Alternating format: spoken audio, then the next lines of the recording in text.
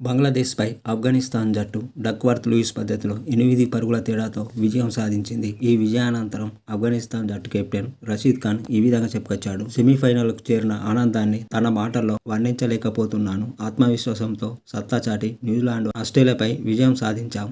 West Indies దిగ్గజ cricketer Brian లారాకు ప్రత్యేకంగా thanks. తమ జట్లను లారా ఒక్కడే ఈ టోర్నీలో నమ్మాడు. సెమీఫైనల్స్కు అర్హత సాధిస్తామని విశ్వసించాడు. లారా మాటలను నిలబెట్టేలా పోరాడాలని మ్యాచ్కు ముందే నిర్ణయించుకున్నాం. ఇక జట్టు సమిష్టి ప్రదర్శనతో సెమీఫైనల్స్కు చేరాం.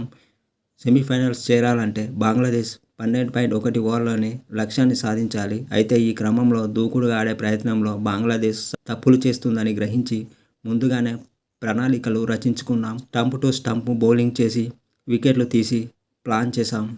అది ఫలించింది. అయితే ఈ పిచ్పై 15-20 పరుగులు తక్కువ చేశాం. సెమీస్ చేరాలంటే 20 ఓవర్లలో బంగ్లాదేశ్ 10 వికెట్లను పడగొట్టాలనే సంకల్పంతోని బరిలోకి దిగాం.